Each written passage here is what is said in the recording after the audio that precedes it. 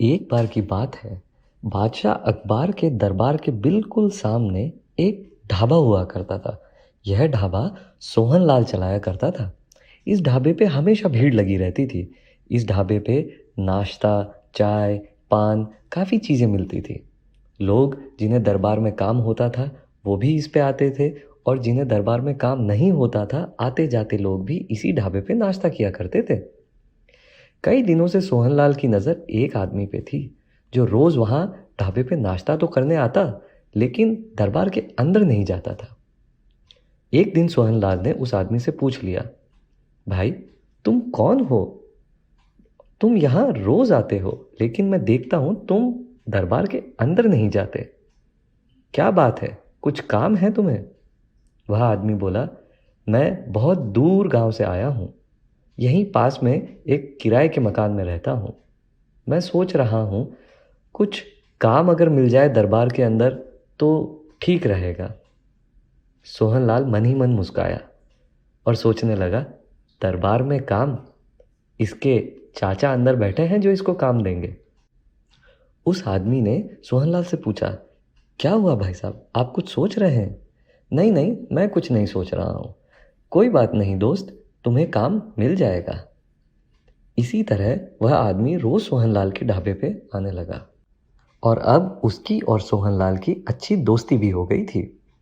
एक दिन की बात है, जब वह व्यक्ति सोहनलाल के ढाबे पे बैठकर नाश्ता कर रहा था, उसने देखा कि दरबार के अंदर से एक दरबारी दौड़ता हुआ आया, सोहनलाल को आके बोला, मुझे जल्दी से 2 किलो चूना दे दो। सोहनलाल ने पूछा, आज से पहले तो कभी 2 किलो चूना नहीं लेके गए दरबार के अंदर, क्या हुआ, क्या बात है? दरबारी बोला, ये मुझे कैसे पता? बादशाह ने 2 किलो चूना मंगाया है तो मंगाया है, ये हम उनसे सवाल नहीं कर सकते कि क्यों मंगाया है। इस पर सोहनलाल का वह दोस्त एकदम से बोल पड़ा, आप दरबार के अंदर से आए हैं, आप दरबारी हैं क्या? वह व्यक्ति बोला, मैं खास दरबारी हूँ। बादशाह भोजन करने के बाद पान मेरे ही हाथ से बनवा के खाते हैं। फिर तो आप सचमुच खास दरबारी हुए।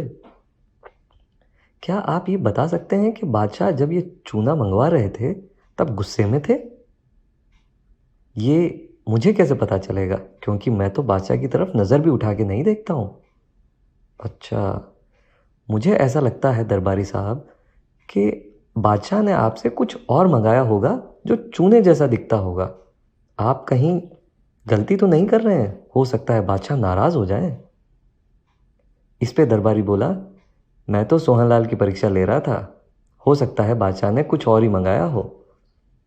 जिस पे सोहनलाल का मित्र बोल पड़ा, सोहनलाल, आप इन्हें 2 किलो दही दे दीजिए, चूना मत दीजिए। वही दरबारी बोला, हाँ, मुझे 2 किलो दही दे दीजिए, चूना नहीं। वह दरबारी 2 किलो दही लेके दरबार के अंदर चला गया। बादशाह के पास जाके बोला, लीजिए महाराज, 2 किलो चूना, आपने जो मंगवाया था। इस पर बादशाह ने बोला, यह चूना तुम जल्दी से खाओ।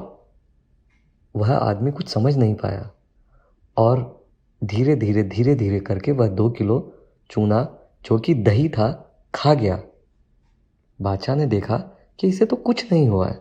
इस पर बादशाह ने उससे पूछा, सारी बात बताओ, क्या हुआ? इस पे वह दरबारी बोला, बादशाह सलामत, मैं जब बाहर गया तो मुझे ऐसे एक व्यक्ति मिला जिसने मुझे कहा कि बादशाह ने आपसे चूना नहीं, दही मंगवाया होगा, आप दही लेके जाएं। बादशाह ने कुछ सैनिक भिजवाए और बोला, उस आदमी को अंदर लेके आओ। वह दरबारी सैनिकों के साथ सोहनलाल के ढाबे पे गया और उस आदमी को जाके बोला, चलो, तुम्हें बादशाह ने अंदर बुलाया है। इस पर सोहनलाल हंस पड़ा, देखा, आ गई ना दिक्कत। इस पे वह आदमी मुस्कुरा के बोला, दिक्कत नहीं दोस्त, यही तो मौका है अंदर जाने का। वह आदमी जाके बादशाह के सामने खड़ा हो जाता है। बादशाह ने उससे पूछा, कौन हो तुम और कहाँ से आए हो? उस व्यक्ति ने हाथ जोड़ के कहा, हुजूर, मेरा नाम महेश दास है, मैं दूर गांव से काम की तलाश में आया हूँ। बादशाह ने बोला कि तुम में इतना दिमाग कैसे आया, तुम्हें कैसे पता कि मैंने चूना नहीं कुछ और मंगवाया है, और मैंने जो भी मंगवाया है वो मैं इसको खिलाऊंगा। महेश दास बोला, बादशाह सलामत, कोई व्यक्ति दौड़ता हुआ आए और 2 किलो चूना लिए, ज़रूर कुछ ना कुछ अजीब बात है। बस यही सोच के मैंने बोला कि आप 2 किलो चूना नहीं, आप 2 किलो दही ले जाइए। मुझसे किसी का दुख सहन नहीं होता बादशाह सलामत। यह बात सुन के बादशाह अकबर को बहुत खुशी हुई। तुम्हारा दिल और तुम्हारा दिमाग बहुत ही सुंदर है, तुम मेरे लिए काम करोगे?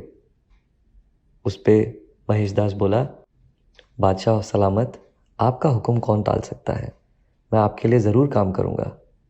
बादशाह अकबर बोले, आज से तुम हमारे ख़ास दरबारी हो, हमें किसी भी तरह की सलाह चाहिएगी हम तुमसे लेंगे, और आज से तुम्हारा नाम महेश दास नहीं बीरबल होगा। तो दोस्तों, इसी तरह हुआ बादशाह अकबर और बीरबल का मिलन। आपको कैसी लगी हमारी कहानी? अच्छी लगी तो हमारे चैनल को सब्सक्राइब करें, कहानी को लाइक करें और शेयर ज़रूर करें।